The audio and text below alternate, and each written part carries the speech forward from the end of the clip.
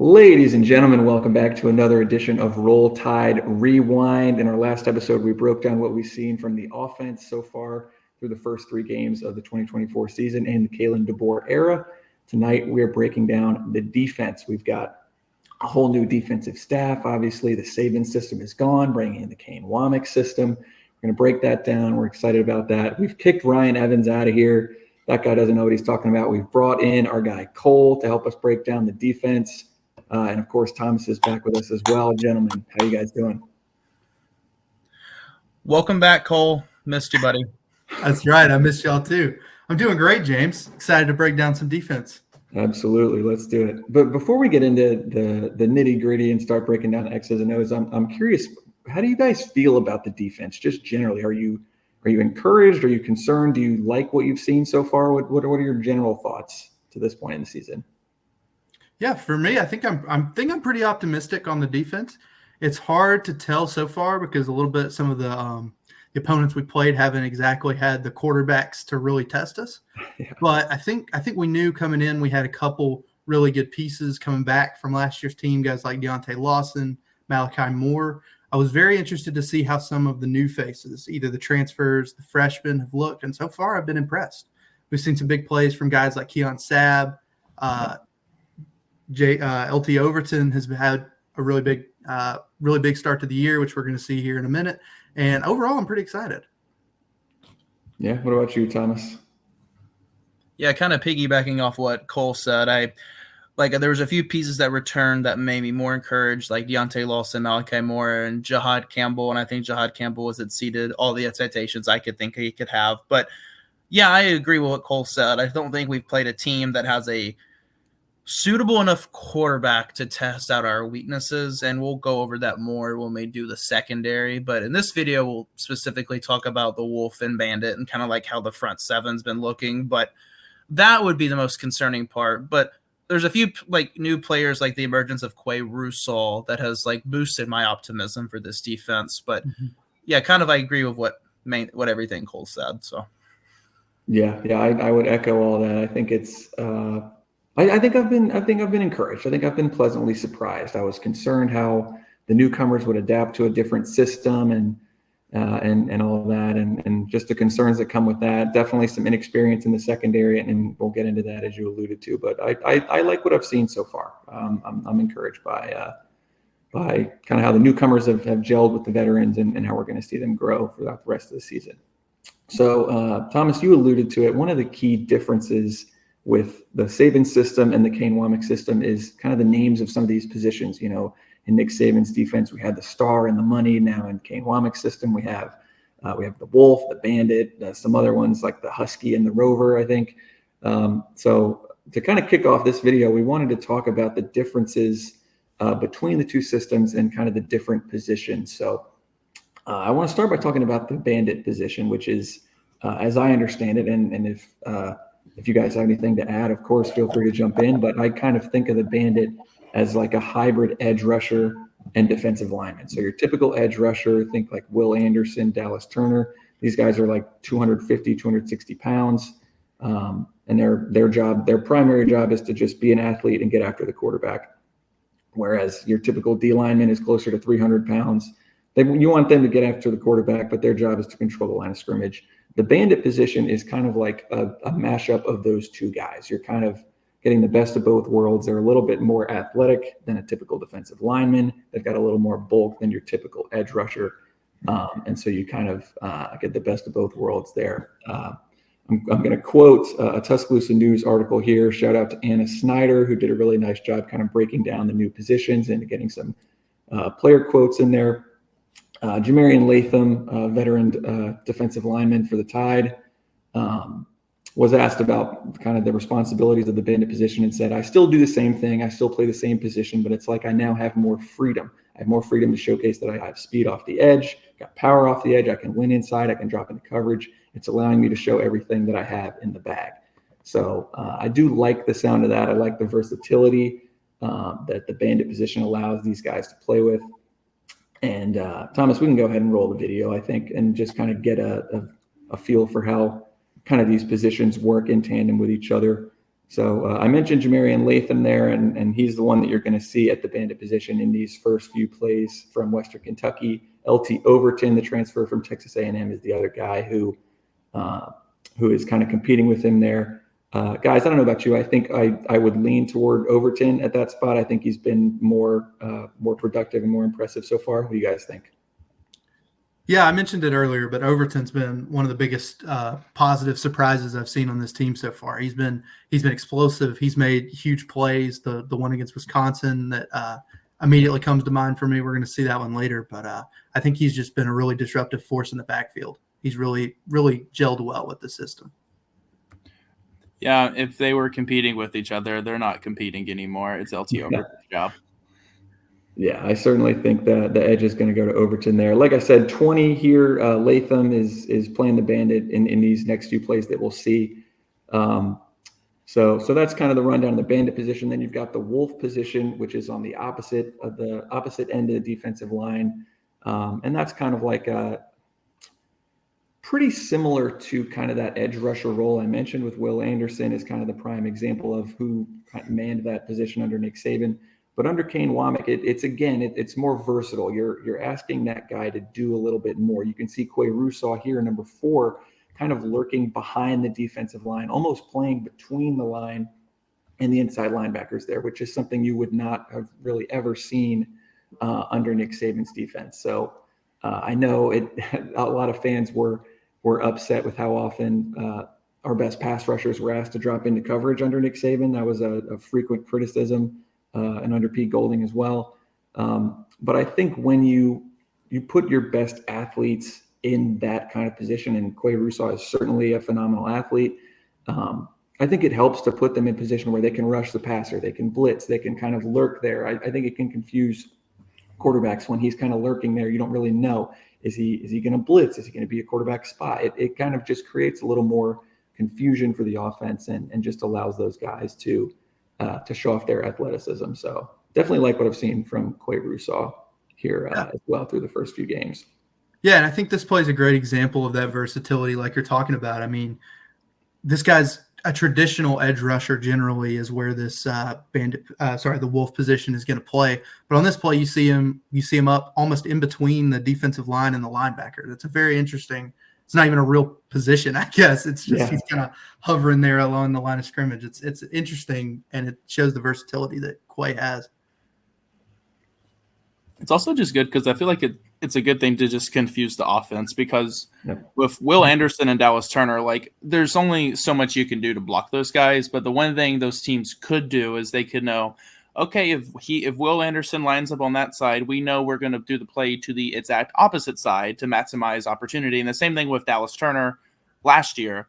But with Quay, when he's just in the beginning of the play, you see how he's just kind of going back and forth. And the play before showed it more where he was just bouncing between one side to the other. And it's a good confusion, especially for the offensive line, because like if they're blocking gaps, you think he's going to be in your gap. Then when he moves out of the way, your mindset changes to, I got to go up and block the middle linebacker. And by that time, you're thinking you've already messed up. So first commercial break of the day. I got to love that. But yeah, I think you guys are spot on with that. Just the confusion of the offense for sure. You don't, the offensive line there, as they're kind of thinking before the snap, who am I going to block? What's the direction of this play? When you got a guy kind of jumping around in front of you, you don't know, is he on the line? Is he playing linebacker? Can definitely kind of confuse you on what your responsibility is there. Mm-hmm. I think we have one more coming up here where Quay is kind of in that hybrid kind of no man's land area. He's just kind of lurking behind the line there. So again, you see he's just kind of bouncing and you don't really know what his job on that play is. Is he going to blitz up the middle? Is he going to be manned up on a tight end or a running back? You can't really tell at the snap, which definitely creates some confusion.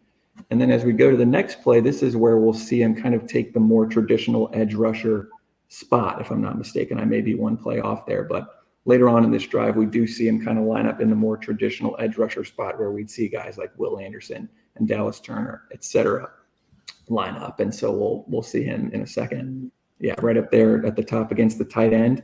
We'll see him kind of get off the ball there, do a nice job breaking the block, and then team up with Deontay Lawson for a really nice tackle for loss to bring up third and extremely long. So that when you have a guy who can be strong like that at the point of attack and wrap up in the backfield, but also play in space and have that kind of athleticism and quickness in space, I think it really is an asset to your defense.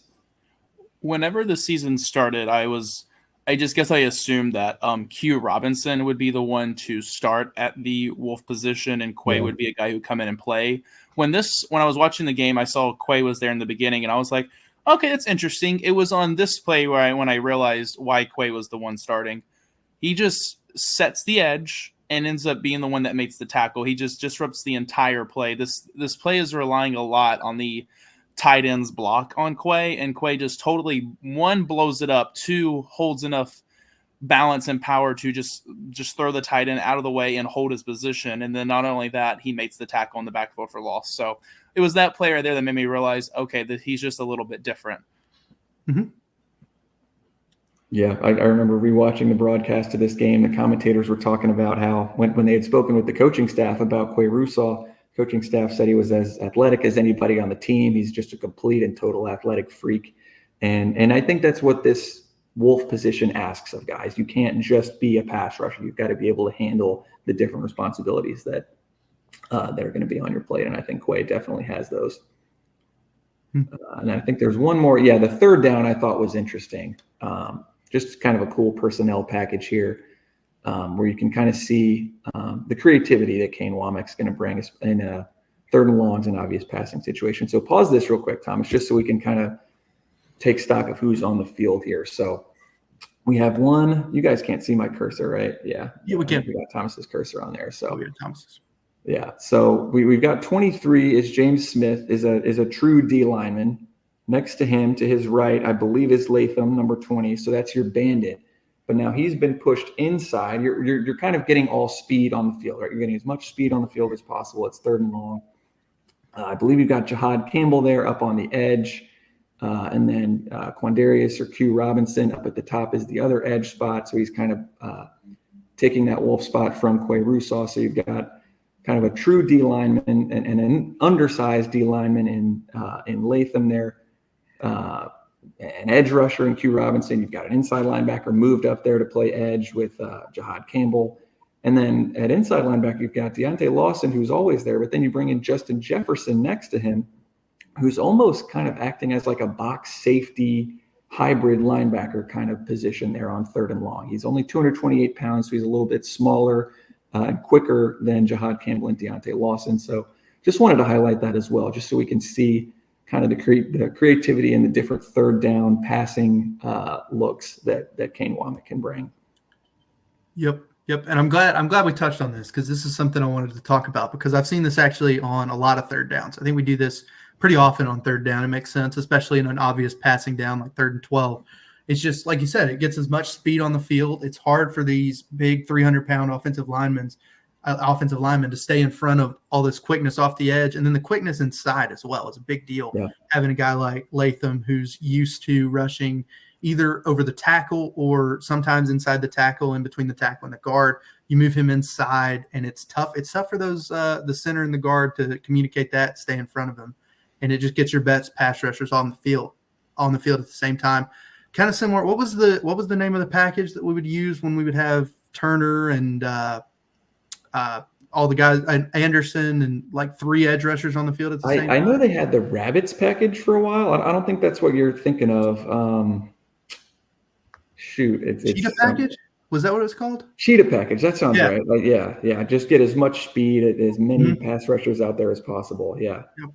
And obviously that worked out really well for us. So I really like this. And I've also noticed it the opposite way, where when you get into an obvious rundown, like a 3rd and 2, we will move Latham outside, or Latham or Overton, whoever's playing that position, move them more outside, add another defensive lineman. And then so basically it's very flexible, where when you need to have more big guys on the field, you can do that. You can and more obvious passing downs, you get more of the edge rushers, the quick guys off the edge. So I really like it. I think it's really smart, and it's a good way to combat the offensive creativity that we're seeing in college football.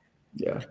Yeah, TJ Finley didn't make many impressive plays during this game, but I do not know how he held onto the ball. Yeah. It's a great one of the few impressive things he did in this game. One thing I did notice about these 3rd and long packages too is that I haven't seen us go into a dime package with 6 DBs. I can't say for sure that we haven't played any snaps in dime yet. We may have, but in the snaps that I've rewatched, I've never seen us go to dime, and I'm not sure if that's just a result of the personnel, the offensive personnel that we're playing against, or if it's just a little bit of a statement about the defensive back depth that we have right now. But I have not seen us play a single snap out of dime personnel so far this year. It's something I'm definitely going to keep an eye on moving forward. Yeah, that's definitely something we should watch against Georgia, because like you said, we haven't really played too many quarterbacks that scare you enough to want to get that extra DB off the field. We will next game against Carson Beck. He's really, really good quarterback. So we're going to have to watch that and see, because it very well could be an issue of depth. We're having to play a lot of true freshmen as it is. So I think it's going to be an interesting thing to keep an eye on. Yeah, no doubt. So that's, I think, all I had to say about kind of the Wolf and Bandit positions. Did you guys have anything to add on that before we move on? I do not. I think we covered everything, but kind of like we said, we'll know more about this group moving forward, especially with games against tougher O-lines, better quarterbacks that can move up in the pocket and be able to create plays. Now, Brown from South Florida was good at making plays of his legs, but outside of, we kind of knew a lot of the time he was going to run the ball because of everything kind of went bad. We know he could just tuck and run, but quarterbacks like Nico from Tennessee, he's going to step up and then try to keep making passes, trying to make plays downfield. So that'll be definitely interesting to see. Yeah, no doubt. All right. I think do we have the one, we mentioned the Overton, Wisconsin highlight. Do we want to go to that just to give him his flowers, since most of these highlights here from Western Kentucky kind of feature Jamarian Latham? Yeah, and I think this is a really good play to highlight on these two positions, because you're going to see Quay Rousseau and LT Overton make a really nice play here. The sack's going to go to Overton, but Quay Rousseau does just as much to collapse the pocket and make Braden Locke uncomfortable. So it's a really good highlight for both of them. Yeah, and while we get that queued up, I'll share this stat that Nick Kelly of AL.com tweeted out recently. It's the Alabama's leading pressure getters on defense through 3 games, according to PFF. You've got Jahad Campbell with 3 pressures, Quay Rousseau with 4, Tim Keenan doing a nice job from the inside with 6 pressures, Q Robinson with 6, and then at the top of the list, LT Overton with 12, twice as many pressures as any other player on the team. So certainly doing a nice job in his first season with Alabama, getting after the quarterback here. And I may have to that's my fault. There we go. Now we've got that up on the screen. So here's the highlight we were talking about with Overton and Rousseau kind of collapsing the pocket there. Just a bruising hit from the back there by Overton. Definitely showing his pass rush skill there. I love that Overton doesn't give up on the play here. A lot of times when those defensive, especially edge rushers, when they get kind of pushed back a little bit, they sell too much on the speed rush, so they kind of get pushed back away from the quarterback. Sometimes they kind of give up, just stay back there. But this time, he's hungry to go get the quarterback, and when Braden Locke steps back, he's right there to crush him. It's good stuff. Yep. So Overton's there at the top of the defensive line against the left tackle. Rousseau kind of crashes in against the right tackle on the other side, and Locke just has nowhere to go, just backs up. And like you said, Cole, Overton's there to make him pay for it. Mm-hmm. Yeah. What a hit! That's by far the best hit of the season so far. That one just had me jumping out of my chair. I was wow. It was exciting for sure. And then we have the all 22 as well. I have to stop sharing my screen, and then I'll have to share it back. I've got the back view of that one too, but definitely a highlight play. I'm glad you said got you out of your chair, Thomas. That's exactly what I was going to say too. Definitely one of those exciting plays that swings the momentum of a game too. I know Wisconsin wasn't too stern of a test, but when you can make plays like that, it definitely just gives the entire team a jolt of momentum. But yeah, you can better see what Quay Rousseau did on this play too. Mm-hmm. He just, like you said, crashes down, causes Locke to step back, and he step backs right into LT Overton's lap. So yeah, just nowhere for the quarterback to go, just crashing around him. It's not like he can escape. It's not like he has anywhere to go with the ball. He just got to eat it. Yeah, and thankfully the running back turned around because he wanted to catch a pass. But if he didn't, Deontay Lawson may take that to the house. Yeah. Good stuff. So that's kind of our breakdown of the front seven or front six, I guess, is what it's becoming more and more in modern football.